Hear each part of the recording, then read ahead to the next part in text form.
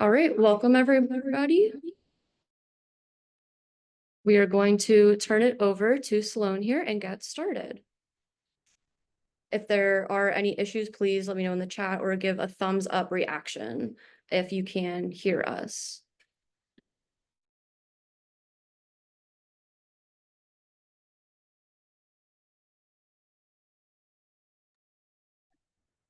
Excellent. Hi, everybody. It's so great to see you and be together today. For those of you I've known for a long time, it's lovely to see your names pop up. And for those I haven't met, my name is Sloan Davidson. I'm the founder and CEO of Hello Neighbor. In just a moment, Olivia is going to share the screen with some slides that we're going to walk through today for our state of the neighborhood. Excellent. So I'd like to first start by talking about our mission and our vision at Hello Neighbor and the agenda of what we're going to accomplish today. So for those of you who are here or those that are joining a few minutes late, we're going to go through a bit of a welcome and introduction, talking about the mission, vision, and Hello Neighbor's journey. We're going to talk about the current landscape, program data, impact of the new presidential administration, resettlement challenges and planning. We're going to share a personal story from a team member, and we're going to talk about how we're moving forward together and leave time for questions. If anyone has questions at any time throughout today's State of the Neighborhood, please drop those into chat.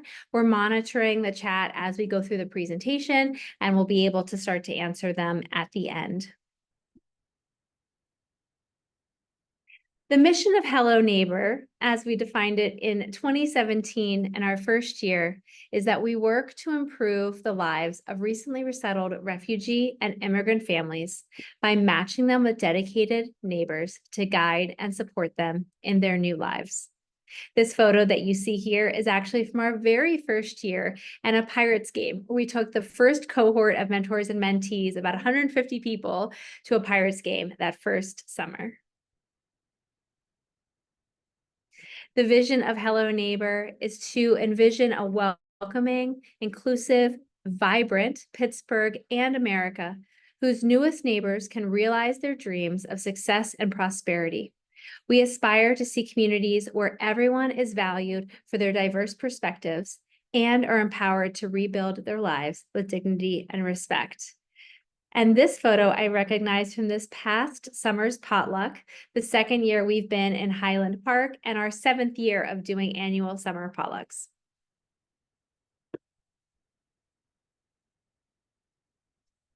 The values at Hello Neighbor, which are so important to us, we talk about them all the time. They're on our wall in our office right when you walk in. We really want these to be dynamic. And that's one of the reasons why I wanted to share them with you all today, because they're so important to the work that we do. Our first value is a refugee-first mindset. We believe that all of our work should start with the best interests of the refugees that we serve, as voiced by them. Cross-cultural sensitivity. We believe in having a thoughtful approach toward the refugee families we support. We know the best answers come from really listening to the needs of the community, and that trauma-informed care impacts programmatic support. Our third is dignified storytelling. We believe in protecting the privacy and dignity of refugee and immigrant families by sharing their stories in a respectful way. We strive to be mindful of and sensitive to the journeys and trauma these stories may represent. Our fourth value, cultivating community. We believe the most important aspect of our program is the human connection and trust that comes from mentor-mentee relationships and relationships across all of our programs. Listening and connecting over shared experiences helps to foster a community that transcends cultures. And our last core value, inclusive support. We believe in welcoming and standing beside all refugees and immigrants, regardless of race, religion, age, national origin, citizenship status, or sexual orientation, and honoring their experiences and voices with a spirit of acceptance and belonging. Hello Neighbor programs, as they stand today towards the end of 2024, include refugee resettlement and placement We'll be talking a little bit more about that as we go through the presentation. We have employment services where we're providing employment opportunities to our newest neighbors. Health and stabilization services where we're offering intensive case medical programming to perinatal, pregnant, and new moms and others in the community that need additional support. We have our education and community empowerment programs, which include our Anchor first program, mentorship, our second program, Study Buddy, our new language access programming, and so much more working on how we empower the community. And our national network, the Hello Neighbor Network, powered by Hello Neighbor, where we work to support other nonprofits all around the country. We currently have over 80 members in 35 states. And for all of those organizations who are also working with refugees and immigrants, we work to support them as they build their organizations within their communities. We also have newer programs in Little Neighbors, which supports our littlest new neighbors, in legal access, and in other exciting areas we're growing into, including our new expansion into Washington County, which happened just this past quarter. To walk you through a bit of the Hello Neighbor timeline and how we got to where we are today, Hello Neighbor actually started because of the 2016, or in large part because of the 2016 election. At that time, I was feeling so disheartened by that election and feeling with the rise of the Muslim ban, Islamophobia, a real fear of what was going to happen with our newest neighbors, that there had to be more ways to cultivate community and really create a culture of welcoming and belonging. I sought to connect with as many refugees and immigrants as possible, community leaders, faith leaders, funders, individuals, and I had this core idea for a mentorship program, like a Big Brothers Big Sisters, but for refugee families. It all stemmed from a Thanksgiving experience I had where I welcomed a Syrian family into my home in Thanksgiving 2016, and we're still friends today. And what I have seen and what I've experienced in being patient zero of the mentorship program has truly changed my life. And I know that for so many of our mentors and mentees, it has really been a core memory of their experiences here in Pittsburgh and in building an extended family, friendships that can last a lifetime, or that critical support network to help guide and support our newest neighbors as they rebuild their lives from scratch. As Hello Neighbor continued to grow, as I was actually pregnant with my second son, so many of our newest neighbors in mentorship were also expecting babies. And I started to think about my lens of going to the healthcare system and just kept coming back to what would happen if you needed language access support. What does that look like to build a community of support if you're expecting a baby yourself? Over 130 million people around the world right now are displaced, and the majority are of childbearing ages. They're women, they're children, they're families. And as I sought to look around Pittsburgh and think about so many of the disparities within our Black and Brown communities, the concept for a Smart Start was born, where we were directly helping pregnant and expectant moms as they go through the U.S. healthcare system. When COVID struck in 2020 and the whole world went remote, Hello Neighbor jumped into action. We already had so many community partners, and we looked around to see where we were needed the most. There were a lot of areas, and we all did so much. But one of the pieces we saw as most critical was helping English language learners who are students, especially in middle and high school. For their parents, often navigating digital literacy, clicking into all those different classrooms was incredibly hard. Navigating maybe getting internet at home for the first time, navigating going to school and figuring out a free lunch system. As Study Buddy grew, we've seen a real support system around our virtual tutoring and in-person events that really support middle and high school youth across the region, and increasingly supporting the parents and how to navigate working through the educational system. In 2021, after the last presidential election, we were tapped to take on what's called a refugee resettlement contract. That is where we were directly responsible for bringing our newest neighbors to live here in Pittsburgh and to help get them set up from day one. A lot of people would ask me and continue to say, isn't that what you were doing the whole time? And the answer is no. From those early years up and through 2021, we were helping our newest neighbors who were already here. What changed is that we were bringing people straight from the airport to their new homes. And those first 90 days are critical to set up success. And then all of the other programs we have, we like to call ourselves the 91-day and beyond experts, or the 91-day plus programs that really could continue to support people. As we continued to welcome new neighbors directly through refugee resettlement, our programs continued to grow. We added employment, legal services, intensive case management, and many more of the programs that you have seen, experienced, and that we're continuing to grow into. We've continued to build local and national partnerships. And just this past year, we launched language access services, including ESL classes and tutoring, and we continue to strengthen our existing programs. So what happens next? And really, why are we here today? The post-election reality for organizations like Hello Neighbor in Pittsburgh and all across the country, it's a really scary time. What we know to be true is that since 1980, in a bipartisan congressional act, every year the president sets on their own what's called the presidential determination. This is where the president sets how many refugees as a ceiling they would expect to resettle within the US in one fiscal year, in one 12-month period. For most of that period of time, the number has centered around 100,000 a year. Some years we've hit it, most of them we have not, because it's a ceiling and it requires so much happening internationally. There's 10 US federal departments that are involved, everyone from Homeland to USCIS. What we know after the 2016 election is one of the very first executive orders the day after the inauguration was slashing this program to 18,000. The amount that actually arrived that year was a lot lower and continued to be an abysmal number for the next 3 years until the most recent presidential election under Biden, where the program began to grow again.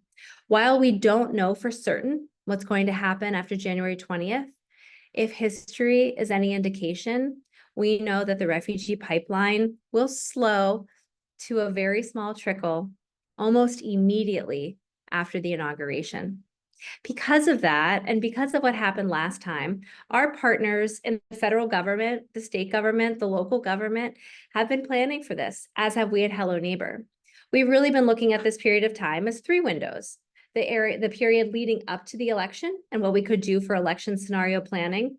This period of time between the election outcome and the inauguration, and then planning for the inauguration and beyond. My colleague Jenny will be talking in just a little bit about what this period looks like from now through the inauguration, but I will briefly mention that we do expect, and we are already starting to see, an increase in arrivals that are scheduled to happen through the inauguration. This is so as many people can come as possible and as previously agreed upon in all of the contracts that we hold before the program could be shuttered for good. We really see the value of all of our other programs and our wraparound programs, because even if refugee resettlement slows, we still have so many amazing new neighbors that are here in Pittsburgh, and we want to keep them here. And we want to make sure that they're able to move from survive to thrive. And we have so many incredible programs that we know will be even more important in the days, months, and years to come. And I'm also so incredibly proud, as Hello Neighbor has grown, to the diversity of the team and our community. What started as just me at a dining room table has now grown into a full staff of about 50 team members. 50% have lived migration experience themselves, with over 26 languages spoken on staff. We're active in over 82 neighborhoods across Allegheny County, and we're currently serving over 1,000 new neighbors a year from 68 countries of origin. So I'm so incredibly proud of the work that we've done across 2 very different presidencies over the past 8 years. And I'm really apprehensive about what's to come, but I am certain that Hello Neighbor will withstand this test like we have so many others and continue to be an anchor for our newest neighbors in the region. I'm going to now turn the presentation over to my colleague Daria to talk a little bit about herself, her journey to Pittsburgh, and her work at Hello Neighbor. Thank you, Daria. Hello, everyone. I would share my personal story with you. Thank you so much for letting me do it. I'm employment case manager here at Hello Neighbor, and I'm immigrant. I'm original from Ukraine. We came here in 2017 with my husband and daughter, and we started our life from scratch in New Jersey. And I'm confident to say that we didn't have any support back then in 2017. I'm not sure why, probably because New Jersey is so spread out, probably because of lack of social media were not developed, lack of information, maybe because of that current immigration situation. But this is the reason why I work here at Hello Neighbor, because I have a real chance to share my experience, my knowledge with our clients, to prevent them to make some mistakes which I made before. Late in New Jersey back then. So we moved here to Pittsburgh because my husband got a job in PNC Bank, and I was so happy to see how welcoming people are here, how friendly people in Pittsburgh. And I got a job here at Hello Neighbor in 2022. That period of time was really difficult for us because the Russian invasion happened, and we were focused on collecting help to Ukraine. And one lady during one fundraising event told me about Hello Neighbor, and she said she knows Sloan, and we need to connect immediately because we have same values and thoughts about supporting immigrants. So I got a job here as a case 8 in resettlement team, and after I got promoted to employment coordinator, case manager here. Yeah, and these days we can see incredible support from community. I would share one really successful story about employment.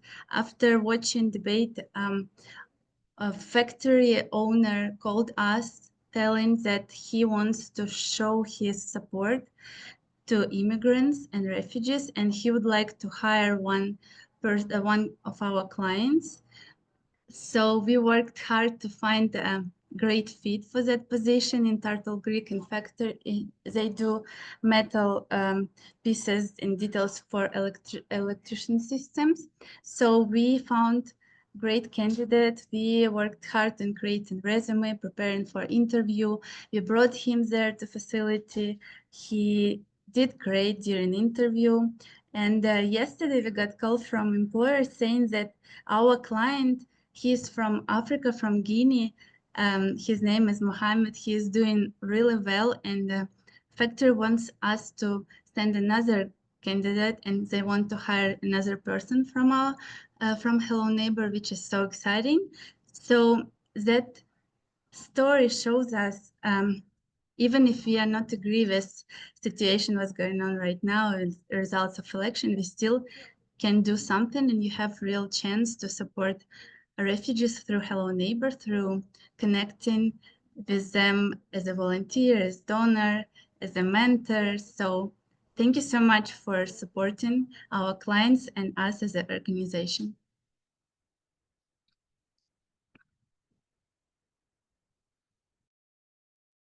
Hi, my name is Jenny Walkup Jays. I'm our Education and Community Empowerment Supervisor. I have been serving on our planning committee for the past several months, preparing for the possibility of this election outcome. Now we're working to put those plans into action. There's a lot of uncertainty. What we do know is that over the next few months, we're likely going to see a dramatic increase in refugee arrivals. This is a concerted push to get as many people into the US safely as possible before the inauguration.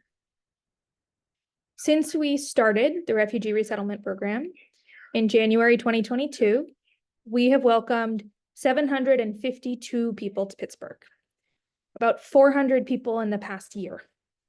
These numbers are something that we determine in collaboration with local, state, and federal agencies. Now, we have committed to resettling 200 individuals before the end of January. That's twice our normal capacity. An average of 18 refugees each week from November 1st through January 20th. Each of these newest neighbors is going to need affordable housing, food, clothes, phones, home goods, school enrollments, medical appointments, Social Security registration, ID cards, bank accounts. We're just getting started. And this has already begun. So last week we welcomed 20 refugees. We have another 17 coming this week and 10 more already scheduled for Thanksgiving week next week. Fortunately, this is a scenario that we have been preparing for. We do have a plan. We're calling this plan Go Teams. It's a term that we pulled from the world of rapid crisis response. So our Go Teams response is three-pronged. One, staffing up, hiring temporary caseworkers to support our existing team. Reallocating staff time from other departments to support that team. And then volunteer support is the third prong. To make this happen, we need close to 150 hours each week of volunteer support time. And this is like absolutely mission critical. We cannot do this without the support of dedicated community members. We also know that this impact will not be just felt by us, but by other agencies across the city and the county. Folks like the Social Security Administration, the County Assistance Office, schools, English programs, they're going to see a heightened need in this time period. Housing opportunities might be strained. There will probably be backlogs of people who are waiting for services. And our other programming will see a waterfall effect from this time. As new refugees need additional services during or after their resettlement period. So in January, really, our work will just be getting started to support those families. We've done the math. We know that this is not easy. It's probably going to be pretty messy. We also feel that it's our moral imperative. The truth is that we don't know what the future of resettlement will be after these next few months. But we do know that our work is really critically needed right now. And that this may be the last chance that many people have to come to the US in the next 4 years, possibly ever. I'm going to now turn it back over to our founder and CEO, Sloan Davidson, to round us out and take us home.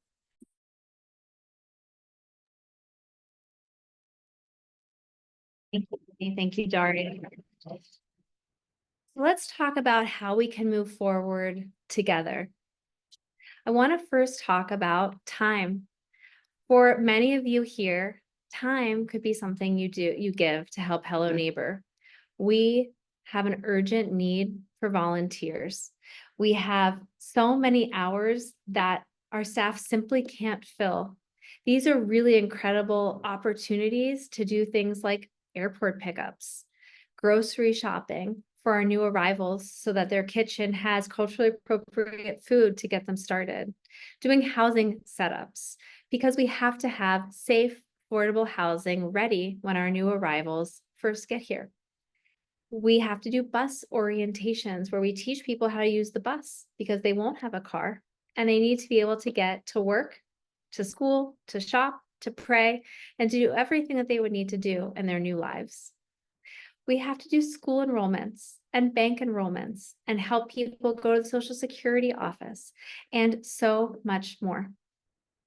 If that is something you're interested in, we have a Get Involved page on our website. We do ask that everyone attend one mandatory volunteer info session where you hear a little bit more about Hello Neighbor, more details about the type of opportunities so that you're opting into the opportunity that is right for you. We also are talking about talent. So what do you have that you could offer or be excited to offer to our newest arrivals? One of the things we do a lot of here is what we call cultural orientation. Some of this is required by the federal government, and some of it has been developed by Hello Neighbor. We want to make sure that people understand the norms and best practices of paying rent, of how to use their bank accounts, of how to navigate these new relationships. But also we teach critical skills like writing checks, financial literacy, navigating systems. If these are areas of interest and excitement to you, we'd love to hear from you. Please reach out. And then, of course, we talk about treasure. Your donations since the very beginning are what have helped to grow Hello Neighbor. Truly, our individual donors, our funders, our sponsors, our foundations, our corporate friends, all of you have helped build the Hello Neighbor that we have today. And that is not something I take for granted, nor anyone at Hello Neighbor.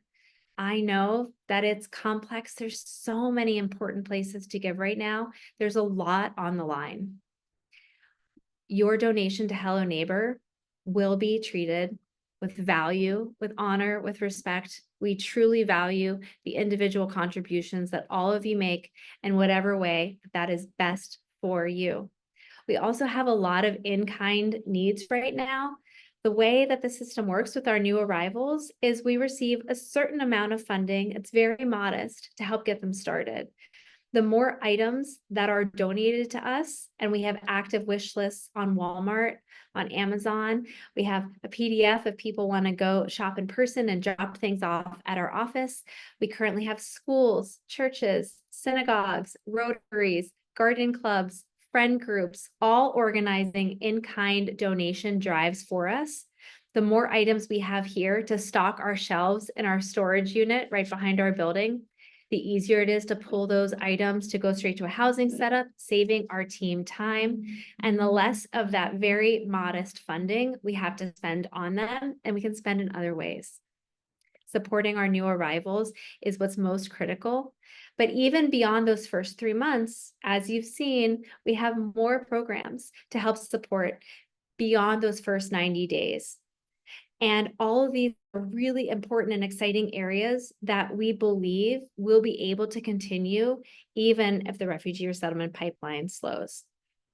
Our volunteer coordinator, Morgan, is excited to hear from you and to start that journey on becoming a volunteer. We also are about to come into a very busy giving season. If any of you have been involved with our Giving Tuesday in the past, this year, again, we have a $25,000 match from a local family foundation for the first $25,000 we raise. We're aiming to raise $100,000 this year in order to support the gap between the funding we have and the funding we need to support this increase in arrivals and how we expect our programs to continue to deliver a high standard of service that matches our core values, our mission, and our vision beyond the inauguration, the next 4 years, and in many, many years to come. I want to thank all of you for joining us today for our State of the Neighborhood.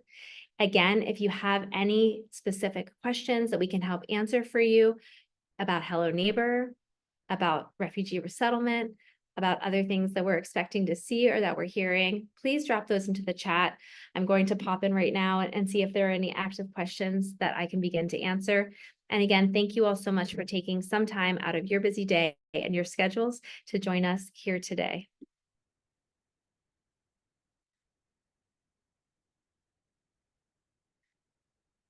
I see a question around how our community organizations are preparing for possible mass deportations.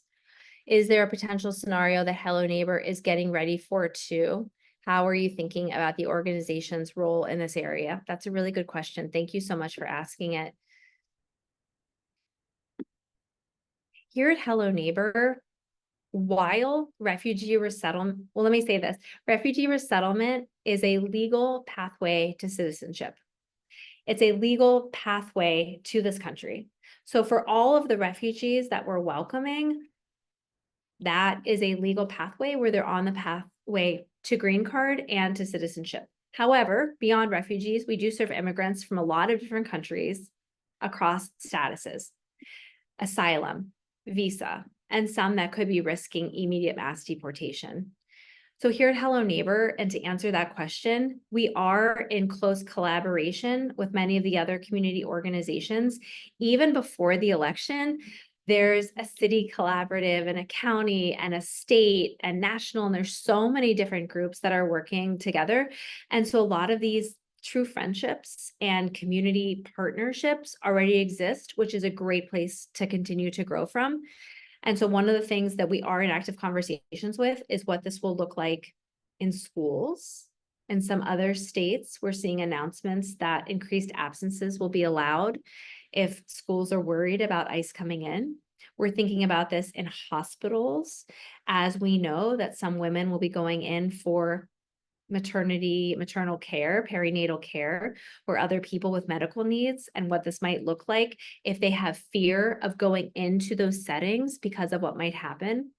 We know last time there was a lot of sanctuary cities and sanctuary buildings, and what's really different with Hello Neighbor this year is that we do really have some of our clients that would be in those categories, and we don't know what's going to happen for people that have various levels of status. Just yesterday, we had a Syrian family here that was actually part of cohort 2. They were here to meet with our legal advocate to get papers to start citizenship process. Many of their cohort of Syrians that have been here 7 or 8 years have already become citizens, because you can become a citizen at 5 years. They had just sort of delayed. Dad started a new business. Mom's been busy with her kids, but they came in yesterday and shared with me that they're scared if they don't start the paperwork now, that they could face deportation. I think we can't make any assumptions. I imagine you all would agree. We can't make any assumptions on what this will look like and who will be impacted. I definitely want to have more of those conversations with our peers. And for anyone on this call that is interested in that, please do reach out. I don't have, any immediate answers. For us, this big push is thinking from now to the inauguration and then continuing to plan for what happens after that. And so I definitely take that question really seriously and would like to have, I suppose, a stronger answer as we continue to have these conversations. But I will say that Hello Neighbor will do everything we can to be an ally and an advocate for both our clients and for other organizations. And even if it's not, people that we're directly serving, that doesn't mean that we don't care, that we won't stand up for them, and that we won't stand up for other organizations that are maybe going to take more of the brunt of that targeting than we do.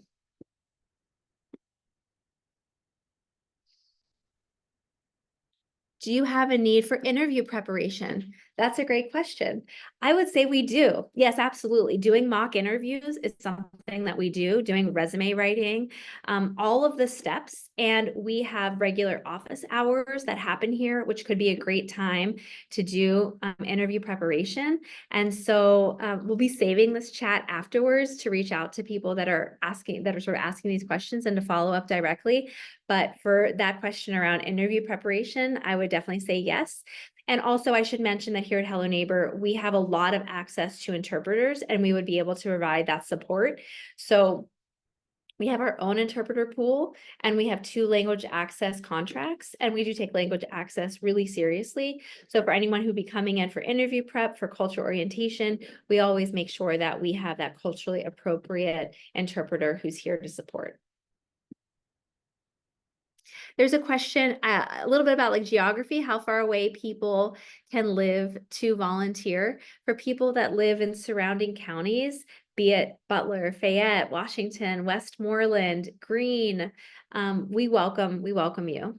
There could be virtual opportunities to be able to support us. Like I said, some of our wish lists, some of the other ways.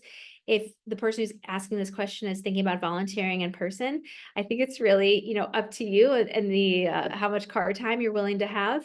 But we did just expand this year into Washington County. That was a very concerted effort to support the growing Haitian population there after a year of planning. So not tied to the debate conversations, but separate from that. And there are some other neighboring counties that are starting to see some of our new neighbors move in because of affordable housing, because of other opportunities. So while we're not active in other counties at this time on purpose, because we want to make sure we have the right relationships in place, we have the right funding in place. If someone lives in a neighboring county and they want to come into Allegheny or come into Washington to support us or find virtual ways to support us, we'd love to hear from you. And if that should change in us supporting other counties, we will certainly be, reaching out to our community and sharing more about that. To what extent does the presidential determination influence Hello Neighbors operating revenue? With fewer refugees coming to our county, are your federal, state, county contracts significantly reduced? That's a really good question. So at Hello Neighbor, me in particular and the whole team, we work really hard at having a diversified revenue streams. We do have federal funding, and some of it does go to that reception and placement program, but we actually have 13 different contracts for some of the other programs I talked about: employment, legal, helping kids, helping people navigate intensive case management issues, and lots of other areas. So one of the things that we have heard happened in 2016, 2017, and that 4 years, again, I was just starting Hello Neighbor. We didn't have those contracts at that time, so we weren't impacted. But what we've heard from some of our friends and peers in the space is the reception does turn off pretty quickly, or it can if there's that executive order to decrease the presidential determination. But the other programs, it's a little bit more complicated. Some of them are on a 5-year cycle and Congress has already approved the funding. It's a lot harder to walk those back. Some of them are administered by the state. We actually don't currently have any county contracts. So a lot of the current conversations about county budget cuts don't directly impact our revenue. It does, of course, impact our community partners and how we view the work being done in this county. And so we care deeply about it. But I would say that we've been working really hard to sort of navigate how it'll impact our operating revenue and what would happen, not just in early 2025, but over the course of the next 4 years. So not a necessarily, specific detailed number with answer with numbers, but I would say, yes, we will be impacted. And yes, we are looking for solutions, like meeting all of you today here at the State of the Neighborhood, to just be transparent, to talk about it, and to say that, we need your help. And if anyone has other ideas for fundraising, for community partners, we don't have to do it all ourselves, and we don't. We really value our partnerships. And oftentimes when revenue is tighter, partnerships are even more critical because somebody else could have that core competency to help our clients, even if we don't have the funding to do it. Question: will special immigrant visas be impacted, reduced after the inauguration at the same level as refugee resettlement? That's a really good question that has come up and has been thus far unanswered. So I've been on quite a few emergency calls at the federal government level, and there's some things that they can answer, like this increase in arrivals, trying to get to potentially 35,000 in 1 quarter. To get as many people in as possible. What we don't know yet, and there haven't been answers on, is how that will impact special immigrant visa holders. For anyone who isn't aware, an SIV, as they're called for short, are people who worked with the US military overseas. Typically, it's our Afghan neighbors, Iraqi, it can be other countries. And because they sacrificed their safety and the safety of their families to work alongside the US military in their home country, often being targeted, often having to switch 3 different vehicles just to get to the Army base to keep their family safe and protected. We promised them safe passage. It's actually one of the reasons so many veteran groups support refugee resettlement, and one of the reasons why we have so much veteran support here at Hello Neighbor, because so many of our veterans have seen how these special immigrant visa holders and other refugee and immigrants have supported, and the need for resettlement. So we don't have any answers, unfortunately, on SIVs. We don't have any answers right now on any humanitarian parole, Cubans, Haitians, Venezuelans. We don't have any updates on other countries, Ukrainians, other countries around the world. There aren't any updates on any of that at this time that we've heard of. And when we hear something, we'll be sure to share that out. I was part of cohort 6, welcome. And the family from Burma, I don't think they have citizenship except for the baby. Yes, exactly. The baby born here. The woman I know, almost 60, could not pass the citizenship test. Are they in danger of being deported? That's a really good question. So for those of you, who are curious, the citizenship test conducted in English has a lot of questions, and a lot of people do get really nervous about what it takes to pass the test. It's also expensive. All of the steps leading up to citizenship cost money. And for some people, that's just a cost they can't bear. And we can support or offset some of that, but sometimes not all. I'll be honest, we don't know. We've created over the past few weeks since the day after the election, talking points that staff were bringing questions that they were getting as of like 5 a.m. the morning after the election, fear questions coming in from clients. So we've built some like helpful Q&A so that the staff can know how to answer some of those questions. And I would say that what we're trying to say is that we don't know. What I do know is that our country, our democracy, is built on checks and balances. I know some of us are talking about the state of democracy and the state of the power of the president, but I can say with certainty that mass deportation will not be happening without a big fight. There will be court injunctions. There will be a lot of us that are fighting against it.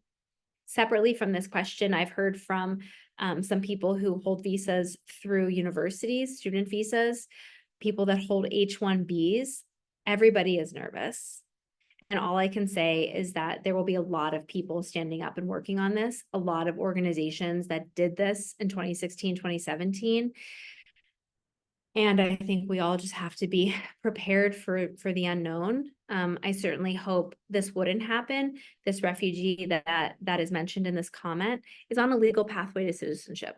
So they should not be a target, but we just don't know what will happen.